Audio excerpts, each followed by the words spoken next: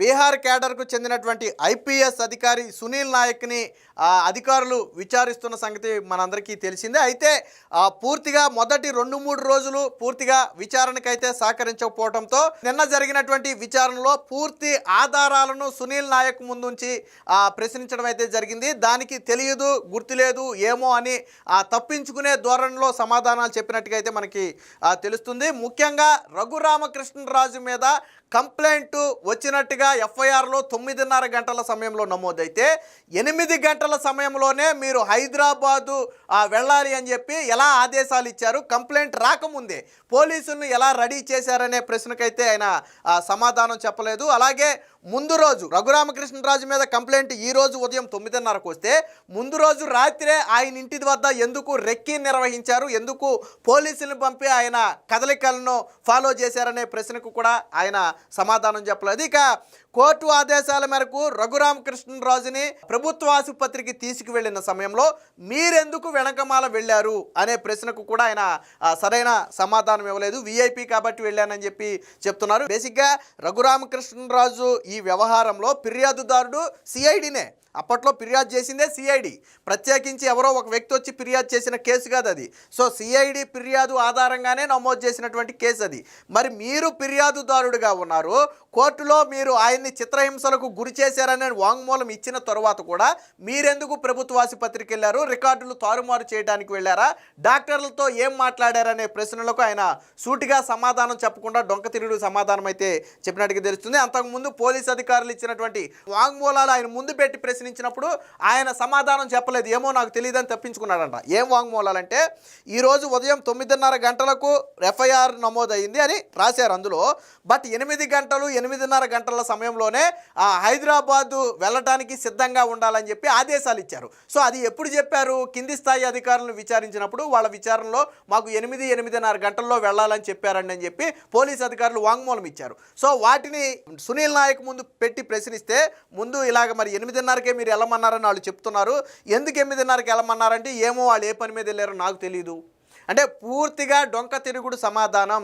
అంటే ఈ సమాధానాలను బట్టి స్పష్టంగా ఒకటి అర్థమవుతుంది, సునీల్ నాయక్ పాత్ర 100కి 100% ఉంది. 100కు 100% సునీల్ నాయక్ పాత్ర ఉంది. ఎందుకంటే ఏ ఒక్కదానికి కూడా కరెక్ట్ సమాధానాలు చెప్పట్లా. ఆయన సిఐడి కీలకాధికారిగా ఉండి కూడా పోలీసు అధికారులు ఏం చేశారో నాకు తెలియదని చెప్తున్నాడు. పైగా రఘురామకృష్ణరాజుకి హార్ట్ సమస్య ఉందని మీకు తెలుసా లేదా అంటే అరెస్ట్ సమయంలో తెలుసని చెప్పాడు. మరి తెలిసినప్పుడు తరువాత ఆయన ఆరోగ్య సమస్య గురించి మీరు ఎందుకు ఆరా తీయలేదని అడిగితే దానికి ఆయన దగ్గర సమాధానం లేదు. అంటే ఒక వ్యక్తిని మనం అరెస్ట్ చేసినప్పుడు అనారోగ్యంతో ఉన్నాడని తెలిస్తే జాగ్రత్తలు ఎక్కువ తీసుకోవాలి. బట్ రఘురామకృష్ణరాజు వ్యవహారంలో ఎందుకు అలా తీసుకోలేదు అనే ప్రశ్నకు కూడా నిన్న సునీల్ నాయక్ అయితే సమాధానం ఇవ్వలేదు. మొత్తంగా డొంక తిరుగుడు సమాధానాలతో తప్పించుకునే ప్రయత్నం అయితే చేసినట్టుగా తెలుస్తుంది. దీనికి సంబంధించిన వార్త ఒకటి వచ్చింది, ఒకసారి చూద్దాం. అది కుట్రలో భాగం కాదా, ఎఫ్ఐఆర్ నమోదుకు గంటన్నర ముందే అరెస్టుకు ఎలా రెడీ అయ్యారు, గంట ముందే హైదరాబాదుకు ఎలా పయనమయ్యారు, కస్టోడియల్ టార్చర్ పై వైద్య పరీక్షలకు తీసుకువెళ్తే అక్కడకు మీరెందుకు వెళ్ళారు, రఘురామ కేసులో సునీల్ నాయక్ పై ప్రశ్నల వర్షం, సూటిగా స్పష్టంగా సమాధానాలు చెప్పని ఐపీఎస్. 3వ రోజు కూడా ఇది మొన్న ఆదివారం నాడు విచారణ సహకరించలేదు. సో విచారణ అనంతరం బయటకు వస్తున్నటువంటి సునీల్ నాయక్ను మనం ఇక్కడైతే చూడొచ్చు, సివిల్ డ్రెస్లో ఉన్నటువంటి వ్యక్తి. సో అసలు ఏం జరిగింది అనేది విచారణలో ఒకసారి మనం ఇక్కడ చూస్తే నాటి నరసాపురం ఎంపీ ప్రస్తుత అసెంబ్లీ డిప్యూటీ స్పీకర్ రఘురామకృష్ణరాజును వైసీపీ ప్రభుత్వ హయాంలో కస్టోడియల్ టార్చర్కు గురి చేసిన కేసులో నిందితుడైన బీహార్ క్యాడర్ ఐపీఎస్ అధికారి సునీల్ను 3 రోజుల పాటు విచారణలో సూటిగా సమాధానాలు చెప్పకుండా తప్పించుకునే ప్రయత్నం చేశారు. హైకోర్టు ఆదేశాల మేరకు ఈ నెల 5 నుంచి కూడా గుంటూరు సిసిఎస్ పోలీస్ స్టేషన్లో విచారిస్తున్న సంగతి తెలిసిందే. అయితే మొదటి 2 రోజుల విచారణకు సహకరించకపోవడంతో 3వ రోజు పక్కా ఆధారాలతో సూటిగా ప్రశ్నించినా కానీ తెలియదంటూ తప్పించుకునే ప్రయత్నం చేసినట్లుగా సమాచారం. విచారణాధికారి అయినటువంటి దామోదర్ ఆధారాలను సునీల్ నాయక్ ముందుంచి ప్రశ్నించారు. సో ఆ రోజు రఘురామకృష్ణరాజుపై ఆ రోజు ఉదయం 9:30 గంటలకు కేసు నమోదు చేసినట్లుగా ఎఫ్ఐఆర్లో పేర్కొన్నారు. అయితే ఆయనను అరెస్టు చేసేందుకు ఉదయం 8 గంటలకే పోలీసు బృందాలను ఎలా రెడీ చేశారని ప్రశ్నించగా ఏమో నాకు తెలియదు, వాళ్ళు ఏ పని మీద వెళ్ళారో అని చెప్పి సమాధానం ఇచ్చారు. ఇక్కడ లాజిక్ ఏంటంటే సరే వాళ్ళు వేరే పని మీద వెళ్తే రఘురామకృష్ణరాజుని ఎందుకు అరెస్ట్ చేసుకొస్తారు, వాళ్ళు హైదరాబాద్ వెళ్ళింది ఈయన అరెస్ట్ కోసం కాదు అనుకుందాం. ఫర్ ఎగ్జాంపుల్ వేరే పని మీదో లేదా వేరే అరెస్టుకో వెళ్ళుంటే రఘురామకృష్ణ రఘురామకృష్ణరాజు దగ్గరికి ఎందుకు వెళ్తారు? మరి ఆయన ఐపీఎస్ అయ్యి ఉండి అంత చిన్న లాజిక్ ఎలా మర్చిపోయాడో నాకు అర్థం కాలేదు. మరి ముందు రోజే హైదరాబాద్లోని రఘురామ ఇంటి వద్ద రెక్కీ నిర్వహించారు కదా, ఆ విషయం మీకు తెలుసా అంటే నాకు తెలియదని సమాధానం ఇచ్చాడు. బట్ ఈయన ఆదేశాలు లేకుండా సిఐడి అధికారులు రఘురామకృష్ణరాజు వద్ద ఇంటికాడ ఏం పని? ఇప్పుడు ఆయన అరెస్ట్ చేయాలనే ఉద్దేశం ఉండుండకపోతే సిఐడి అధికారులు ఎందుకు వెళ్ళి అక్కడ రెక్కీ నిర్వహించాలి? సో దానికి కూడా ఆయన సమాధానం చెప్పాల. ఉదయం 9:30 గంటలకు ఎఫ్ఐఆర్ నమోదైతే 8:30 గంటలకే హైదరాబాద్ బయలుదేరి వెళ్ళమని బృందంలోని సభ్యులు ఇచ్చిన వాంగ్మూలాన్ని బట్టి ఇది కుట్రలో భాగం కాదా అని ప్రశ్నించగా, ఏమో నాకు తెలియదు, వాళ్ళు ఎన్ని గంటలకు వెళ్ళారో అని చెప్పినట్లు సమాచారం. సరే 9:30 తర్వాత ఎప్పుడు వెళ్ళినా కానీ ఎఫ్ఐఆర్ నమోదైంది కాబట్టి మేము పంపామని చెప్పొచ్చు. బట్ 8:30కే ఎలా వెళ్ళారో వీళ్ళకి తెలియదంటే, అంటే ఈ కేసు ఎఫ్ఐఆర్ కట్టించడం అనేది వీళ్ళకి తెలుసు. రేపొద్దున్న వస్తారు, రఘురామకృష్ణరాజును అరెస్ట్ చేయాలి, ఒక ఎఫ్ఐఆర్ వస్తుంది, దాన్ని బేస్ చేసుకుని మనం అరెస్ట్ చేయాలి, ఇదంతా వీళ్ళకి ముందు ప్రీ ప్లాన్డ్. సో అంటే నిన్న అధికారులు గుర్తించింది కూడా అదే, పక్కా సమాచారంతోనే వీళ్ళన్నీ చేశారు. అలాగే అరెస్ట్ చేసే నాటికి రఘురామకృష్ణరాజు గుండె జబ్బుతో బాధపడుతున్నారనే విషయం తెలుసా లేదా అని ప్రశ్నించగా తెలుసని సమాధానం ఇచ్చారు. మరి అక్కడికి వెళ్ళిన తర్వాత మొదటి రోజు కానీ రెండవ రోజు కానీ ఆయన ఆరోగ్యం ఎలా ఉందని ఆరా తీశారని ప్రశ్నిస్తే ఆరా తీయలేదని సమాచారం ఇచ్చారు. ఆయన ఎంపీ అని విఐపి అని అందువల్లే పర్యవేక్షించామంటున్నారు. అసలు ఈ కేసులో ఫిర్యాదుదారుడు మీరే అయినప్పుడు మీరెలా పర్యవేక్షిస్తారు అని ప్రశ్నించగా సరైన సమాధానం చెప్పలేదు.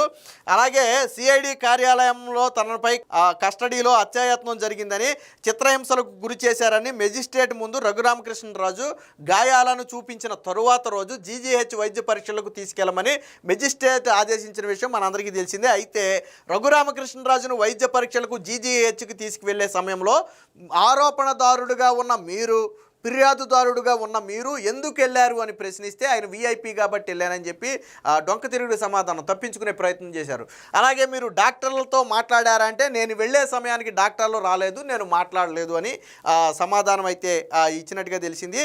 ఇక ఇదే సమయంలో మీరు హైదరాబాద్లో రఘురామరాజును అరెస్టు చేసినప్పుడు ఆయన ఒంటిపై గాయాలు ఉన్నాయా అని ప్రశ్నించగా లేవని చెప్పినట్లు తెలిసింది.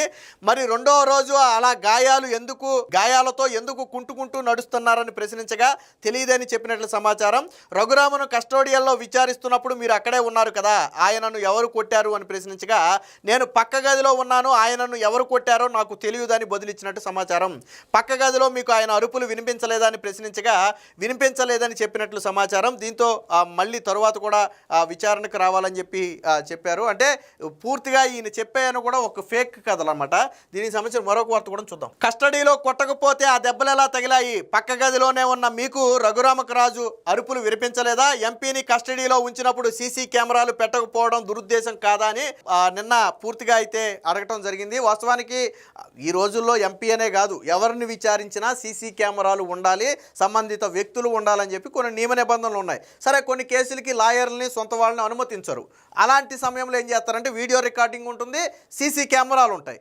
సో రఘురామకృష్ణరాజు విషయంలో ఈ రెండూ లేవు, వీడియో రికార్డింగ్ లేదు, సీసీ కెమెరాలు లేవు. ఎందుకని లేవు అంటే ఆయన్ని టార్చర్ చేయడం అనేది వారి లక్ష్యం, రఘురామకృష్ణరాజును కొట్టడం అనేది వాళ్ళ లక్ష్యం. అందుకనే నిబంధనలకు విరుద్ధంగా సీసీ కెమెరాలు లేకుండా చూసుకున్నారు, వీడియో రికార్డింగ్ కూడా పెట్టలేదు. పైగా మొదటి రోజు గాయాలు లేవని ఆయనే చెప్పాడు, రెండో రోజు మరి గాయాలు ఎలా వచ్చాయంటే నాకు తెలియదు అని చెప్తున్నాడు. మీ కస్టడీలో ఉన్న ఒక వ్యక్తి గాయాలతో ఎలా వచ్చాడు? అదేం అనారోగ్యం కాదు కదా, రాత్రికి రాత్రి వచ్చి అనారోగ్యం కాదు. ఫర్ ఎగ్జాంపుల్ ఏ జ్వరమో ఇంకోటో వస్తే అది అనారోగ్యం, మనం ఎలా చెప్తాం అనొచ్చు. బట్ కాళ్ళ మీద గాయాలు అనేవి మీరు అరెస్ట్ చేసినప్పుడు లేని గాయాలు తర్వాత ఎలా వచ్చాయి? దానికి సమాధానం చెప్పాలి కదా. కానీ నాకు తెలియదని సమాధానం చెప్పాడు.